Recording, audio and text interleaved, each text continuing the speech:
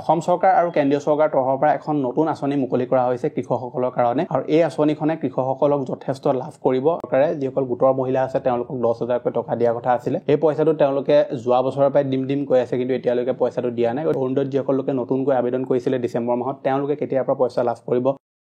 আজি এই ভিডিঅ'টোত আপোনালোকে জানিব পাৰিব PM কিষাণ আঁচনিখনৰ লগত ৰিলেটেড যিটো নতুন আপডেট আহিছে আৰু লগতে কিষাণ ৰেজিষ্ট্ৰি যদি আপোনালোকে কৰা নাই তেনেহ'লে ইয়াক লৈ এটা গুৰুত্বপূৰ্ণ জাননী আহিছে, যিটো বিষয়ে আজি এই ভিডিঅ'টোত আপোনালোকে জানিব পাৰিব। কেন্দ্ৰীয় চৰকাৰৰ তৰফৰ পৰা কৃষকসকলৰ কাৰণে এখন গুৰুত্বপূৰ্ণ আঁচনি মুকলি কৰা হৈছে, যিখন আঁচনি এতিয়া আমাৰ অসমৰ কৃষকসকলেও আবেদন কৰিব পাৰিব। কি আছে এইখন আঁচনিত আৰু কেনেকৈ আপুনি আবেদন কৰিব লাগিব সকলোখিনি কথা আপোনালোকে এই ভিডিঅ'টোত জানিব পাৰিব। অৰুণোদয় 3.0 যিসমূহ নতুন ফৰ্ম, এই ফৰ্মসমূহ কেতিয়ালৈকে দিয়া হ'ব আৰু অৰুণোদয় আঁচনিত যিসকল লোকে নতুনকৈ আবেদন কৰিছিলে তেওঁলোকে কেতিয়াৰ পৰা পইচা লাভ কৰিব সেইটো বিষয়ে আপোনালোকে এই ভিডিঅ'টোত জানিব পাৰিব। লগতে গোটৰ মহিলাসকলক যি 10,000কৈ টকা দিয়া কথা আছে এই পইচাটো আপোনালোকে কেতিয়ালৈকে পাব বুলি মুখ্যমন্ত্ৰী হিমন্ত বিশ্ব শৰ্মা ডাঙৰীয়াই ক'লে সেইটো বিষয়ে আপোনালোকে এই ভিডিঅ'টোত জানিব পাৰিব। গতিকে আটাইখিনি ইনফৰমেশ্যন আপোনালোকে এইটো ভিডিঅ'তে লাভ কৰিব, সেইকাৰণে ভিডিঅ'টো সম্পূৰ্ণৰূপে প্ৰথমৰ পৰা শেষলৈকে চাব। এতিয়ালৈকে আপুনি ভিডিঅ'টোত যদি লাইক এটা কৰা নাই ফটাফট ভিডিঅ'টোত লাইক এটা কৰি দিয়ক। চেনেললৈ যদি প্ৰথম আহিছিলে ছাবস্ক্ৰাইব কৰি লওক এনেকুৱা ধৰণৰ ইনফৰমেটিভ ভিডিঅ' ৰেগুলাৰ চাই থাকিবৰ কাৰণে। আহক এতিয়া ভিডিঅ'টো আৰম্ভ কৰোঁ। এতিয়া প্ৰথম যিটো খবৰ আহিছে এইটো আহিছে মুখ্যমন্ত্ৰী মহিলা উদ্যমিতা অভিযান আঁচনিখনক লৈ, যিখন আঁচনিৰ জৰিয়তে চৰকাৰে যিসকল গোটৰ মহিলা আছে তেওঁলোকক 10,000কৈ টকা দিয়া কথা আছিলে। এই পইচাটো তেওঁলোকে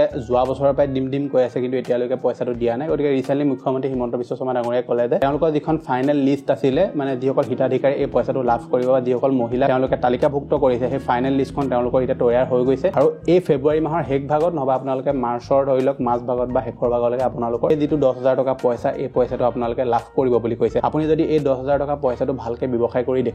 ব্যৱসায় কৰি যদি আপুনি দেখুৱাব পাৰে, ধৰি লওক আপোনাৰ দোকান আছে বা ধৰি লওক আপোনালোকে কিবা বিজনেছ কৰে, ধৰি লওক কুকুৰা পোহে, হাঁহ পোহে, অন্য কিবা ধৰি লওক আপোনালোকে বিজনেছ কৰে, সেই বিজনেছটো যদি আৰু আপুনি গ্ৰ' কৰি দেখুৱাব পাৰে বা সেই 10,000 টকা পইচাটো লৈ যদি আপোনালোকে কিবা এটা সৰু সুৰা বিজনেছ কৰি যদি দেখুৱাব পাৰে, তেনে ক্ষেত্ৰত চৰকাৰে আপোনালোকক আহিবলগীয়া সময়ত আৰু সহায় কৰিব বুলি কৈছে। আৰু লগতে চৰকাৰৰ বহুতবিলাক এনেকুৱা আঁচনি আছে যিবিলাক আঁচনিৰ জৰিয়তে আপোনালোকৰ যিটো ব্যৱসায় আছে সেইটো আপুনি আৰু আগবঢ়াই নিয়াটো যথেষ্ট সহায় হয়। মুখ্যমন্ত্ৰী আত্মনিৰ্ভৰশীল অসম আঁচনিখন যিহেতু আছে, এই আঁচনিখনো আপোনালোকে বহুতখিনি সহায় লাভ কৰিব পাৰিব। গতিকে এই যিটো পইচা আছে এই পইচাটো আপোনালোকে ফেব্ৰুৱাৰী মাহৰ শেষৰ ভাগত নবা মাৰ্চ মাহৰ আপোনালোকে শেষৰ ভাগলৈকে লাভ কৰিব বুলি কৈছে। PM কিষাণ সন্মান নিধি আঁচনিখনৰ যিটো 19 নম্বৰ কিস্তি পইচা এইটো আপোনালোকে 24 ফেব্ৰুৱাৰী তাৰিখে যিহেতু লাভ কৰিব আৰু তাৰ আগতে আপোনালোকক EKYC, লেণ্ড চিডিং আৰু বেংক আধাৰ লিংক এই তিনিটা আপোনালোকক ঠিক কৰি ল'বলৈ কৈছে। যদি আপুনি EKYC কৰা নাই তেনে ক্ষেত্ৰত সোনকালে কৰি লওক। বহুতো হিতাধিকাৰী এনেকুৱা আছে যে EKYC বহুত দিনৰ আগতে কৰিছিলে, মানে ধৰি লওক আজি 2 বছৰমান হৈ গ'ল, তেনে ক্ষেত্ৰত আপোনালোকৰ EKYCটো এবাৰ চেক কৰিব। যদি EKYCটো ন হৈ গ'ল তেনে ক্ষেত্ৰত আপুনি EKYC সোনকালে CSC চেণ্টাৰত গৈ কৰি লগে। যদি EKYC ন হৈ থাকে তেনে ক্ষেত্ৰত আপোনালোকে যিটো PM কিষাণৰ পইচা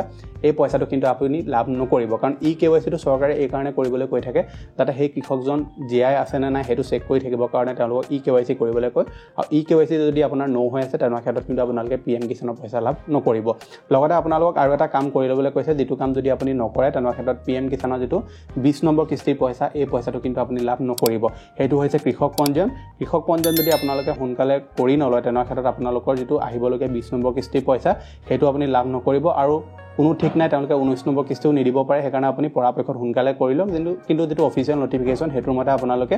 যদি এই কৃষক পঞ্জীয়নটো কৰি নথয় তেনে ক্ষেত্ৰত আপোনাৰ 20 নম্বৰ যিটো কিস্তিৰ পইচা সেইটো আপোনালোকে লাভ নকৰিব। এতিয়া কৃষক পঞ্জীয়নক লৈ বহুতো মানুহৰ এটা খেলিমেলি হৈ আছে যে কৃষক পঞ্জীয়ন আৰু PM কিষাণৰ ৰেজিষ্ট্ৰেশ্যন দুইটা একেই নি। বহুতে সুধি আছিলে মোক যে আমি PM কিষাণৰ ৰেজিষ্ট্ৰেশ্যন কৰি থৈছোঁ আকৌ কৃষক পঞ্জীয়ন কৰিব লাগিব নি? হয়, কৃষক পঞ্জীয়ন আৰু PM কিষাণ ৰেজিষ্ট্ৰেশ্যন দুইটা বেলেগ বেলেগ বস্তু। কৃষক পঞ্জীয়ন কি হয়, আপোনালোকে কৰিলে কি লাভ হ'ব, মই এই ভিডিঅ'টোত সম্পূৰ্ণ ডিটেইলছত কৈ থৈছোঁ, যিটো ভিডিঅ' আপোনালোকে এই ভিডিঅ'টোৰ শেষত আপোনাৰ স্ক্ৰীনত লাভ কৰিব। এতিয়া এই যিটো কৃষক পঞ্জীয়ন আছে এইটো যদি আপুনি কৰি নলয় তেনে ক্ষেত্ৰত PM কিষাণ লগতে আপোনালোকৰ যি NFSM যিটোখন স্কিম থাকে, লগতে আমাৰ যি কৃষি ৰিলেটেড যিমানবিলাক স্কিম থাকে PMFBY বা NFSM বা RKVY এই যিমানবিলাক স্কিম থাকে এই স্কিমবিলাকৰ আপুনি পইচা লাভ নকৰিব। আপুনি যদি KCC লোন ল'বলৈ যায় তেনে ক্ষেত্ৰত আপুনি সমস্যাৰ সন্মুখীন কৰিব। ফচল বীমা যোজনা যিখন আছে সেইখনৰ আপুনি পইচা লাভ নকৰিব। গতিকে কৃষি ৰিলেটেড যিমানবিলাক স্কিম থাকে সেই স্কিমবিলাকৰ সুবিধা ল'বৰ কাৰণে আপুনি কৃষক পঞ্জীয়ন কৰাটো বাধ্যতামূলক। আৰু কৃষক পঞ্জীয়ন কৰিবলৈ হ'লে আপোনাৰ আধাৰ কাৰ্ড লাগিব, আধাৰ পঞ্জীকৃত মোবাইল ফোন আৰু নিজৰ নামত থকা মাটিৰ জমাবন্দী আপোনাৰ প্ৰয়োজন হ'ব। আপুনি জিলাখনত যিকোনো সাধাৰণ সেৱা কেন্দ্ৰ অৰ্থাৎ CSCত আপুনি কৰিব পাৰে এই কামটো। খণ্ড উন্নয়ন বিষয়া কাৰ্যালয়তো কৰিব পাৰে, মহকুমা কৃষি বিষয়া কাৰ্যালয়তো কৰিব পাৰে আৰু জিলা কৃষি বিষয়া কাৰ্যালয়তো আপুনি কৰিব পাৰে। কিবা আপুনি জানিবলৈ হ'লে অধিক তথ্যৰ বাবে স্থানীয় কৃষি উন্নয়ন বিষয়া অথবা জিলা নোডেল বিষয়া নম্বৰত আপোনালোকে যোগাযোগ কৰিব পাৰে। তেওঁলোকে আৰু এটা কথা ইয়াত উল্লেখ কৰি থৈছে, মাটিৰ নামজাৰি অথবা জমাবন্দীত নাম শুধৰণিৰ বাবে তৎকালীন সেৱা সেতু বা CSCৰ যোগে আপুনি আবেদন কৰক। অধিক তথ্যৰ বাবে ৰাজহ চক্ৰ কাৰ্যালয়ৰ লগত আপোনালোকে যোগাযোগ কৰিবগে লাগিব গতিকে আপোনালোকৰ যদি ধৰি লওক মাটি ৰিলেটেড কিবা খেলিমেলি হৈ আছে নথিপত্ৰত কিবা ভুল ভ্ৰান্তি হৈ আছে এইসমূহ আপোনালোকে ঠিক কৰি ল'ব যদি ধৰি লওক আপোনালোকে মোক ঠিক কৰি নলয় তেনে ক্ষেত্ৰত আপোনাৰ ৰেজিষ্ট্ৰেশ্যন কৰোঁতে খেলিমেলিও হ'ব পাৰে বা ৰেজিষ্ট্ৰেশ্যনটো আপোনাৰ নহ'ব পাৰে এতিয়া আৰু এটা কথা বহুতে সুধি থাকে যে আমাৰ ধৰি লওক দেউতাৰ নামত মাটি আছে আমি গৈ ৰেজিষ্ট্ৰেশ্যন কৰিব পাৰিম নে নোৱাৰিম নোৱাৰে আপোনাৰ দেউতাৰ লগত যাব লাগিব তেওঁৰ ধৰি লওক OTP প্ৰয়োজন হ'ব ফোনৰ বা ধৰি লওক তেওঁ ফিংগাৰপ্ৰিণ্টছৰ প্ৰয়োজন হ'ব সেইটো বিষয়ে আপুনি CSCত গ'লে ভালকৈ জানিব পাৰিব আৰু এইখিনি কাম আপোনালোকে নিজে ঘৰত কৰিব নোৱাৰে বহুতে মোক কৈ থাকে যে ভিডিঅ' এটা বনাই কিয় দি নিদিয়ে মই আপোনালোকক ভিডিঅ' এটা বনাই দিম বা দিয়ে দিলোঁ আপোনালোকে ঘৰত এতিয়াও কৰিব নোৱাৰে কাৰণ এইসমূহ কাম আপুনি CSCতে কৰিবগৈ লাগিব কাৰণ CSC ID প্ৰয়োজন হয় আৰু যি আমাৰ অফিচিয়েল থাকে তেওঁলোকৰ হাতত এই আইডিটো থাকে তেওঁলোকে আপোনালোকক কৰি দিব এইটো ঘৰত এতিয়ালৈকে কৰা কোনো ধৰণৰ সুবিধা আমাৰ অসমত দিয়া হোৱা নাই এতিয়া আমাৰ কেন্দ্ৰীয় চৰকাৰে কৃষকসকলৰ কাৰণে যিখন নতুন আঁচনি আনিছে সেই আঁচনিখনৰ বিষয়ে কথা পতাৰ আগতে অৰুণোদয় আঁচনিৰ বিষয়ে আপোনালোকক কৈ লওঁ অৰুণোদয় আঁচনিৰ বহুতো লোকে ধৰি লওক নতুনকৈ এবাৰ আবেদন কৰিছিলে আৰু তেওঁলোকে এটা কমন কুৱেশ্যন এইকেইদিন কৰি আছে যে অৰুণোদয় পইচা যিহেতু 10 তাৰিখে মুকলি কৰিলে আমি কিয় পইচা লাভ কৰা নাই অৰুণোদয়ত যিসকল লোকে নতুনকৈ আবেদন কৰিছিলে ডিচেম্বৰ মাহত তেওঁলোকে কেতিয়াৰ পৰা পইচা লাভ কৰিব যিহেতু 10 তাৰিখে পইচা দি দিয়া হ'ল গতিকে অৰুণোদয় আঁচনি আপোনাৰ যিটো সেই প্ৰক্ৰিয়াটো আছিলে সেইটো হৈছিলে ভেৰিফিকেশ্যন প্ৰক্ৰিয়া সেই প্ৰক্ৰিয়াটো কমপ্লিট হোৱাৰ পিছত আপোনালোকৰ এখন লিষ্ট ওলাব সেই লিষ্টখনত ধৰি লওক যাক তেওঁলোকে চিলেক্ট কৰিব তেওঁলোকৰ নামত এখন ফৰ্ম আহিব সেই ফৰ্মখন অহাৰ পাছত আপুনি ফৰ্মখন ফিল কৰিব লাগিব সেই ফৰ্মখন আপুনি পঞ্চায়তত লাভ কৰিব বা তেওঁলোকে আকৌ গাঁও সভা যদি দিয়ে তেতিয়া বেলেগ কথা বাৰু কিন্তু পঞ্চায়ততে খুব মতে আপুনি লাভ কৰিব তাৰপৰা সেই ফৰ্মখন ফিল কৰি আপুনি প্ৰয়োজনীয় নথিপত্ৰ তাত গাঁঠি মেলি আপোনালোকে জমা কৰিব লাগিব আৰু তাৰ পিছত আপোনালোকৰ আৰু এখন লিষ্ট প্ৰকাশ হ'ব সেই লিষ্টখন প্ৰকাশ হোৱাৰ পিছত আপোনালোকে অৰুণোদয় আঁচনি পইচা লাভ কৰিব আৰু যদি চৰকাৰে বিচাৰে যে তেওঁলোকে যিটো ডিচেম্বৰত ভেৰিফিকেশ্যন কৰিছিলে সেই লিষ্টখনৰ মতে যদি তেওঁলোকে অৰুণোদয় পইচা দি দিয়ে তেওঁলোকৰ ক্ষেত্ৰত আমি অফিচিয়েল কিবা নটিফিকেশ্যন পালে নিশ্চয় জনাম কিন্তু তেওঁলোকৰ যিটো প্ৰথমৰ পৰা প্ৰক্ৰিয়া তেওঁলোকে কৈ থৈছে যে প্ৰথমে ভেৰিফিকেশ্যন হ'ব ভেৰিফিকেশ্যন হোৱাৰ পিছত লিষ্ট আহিব যাৰ ধৰি লওক নাম আহিব তেওঁ ফৰ্ম লাভ কৰিব আৰু এই ফৰ্মখন ফিল কৰাৰ পিছত আপোনালোকে যিটো অৰুণোদয় আঁচনি পইচা সেই পইচাটো আপোনালোকে লাভ কৰিব গতিকে বহুতো মহিলাই ভাবি আছে যে অৰুণোদয় আঁচনিত আমি যিটো ভেৰিফিকেশ্যন কৰিছিলোঁ ডকুমেণ্টছ পাতি দি সেইটোৱে আমাৰ হৈ গ'ল সেইটো নহয় সেইটো ভেৰিফিকেশ্যন প্ৰক্ৰিয়া আছিলে একচুৱেলি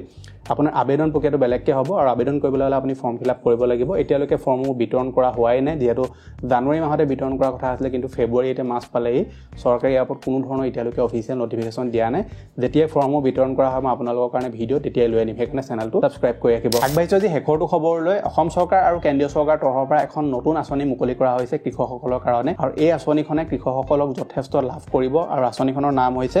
প্ৰধানমন্ত্ৰী কিষাণ উৰ্জা সুৰক্ষা তথা উত্থান মহাভিযান আৰু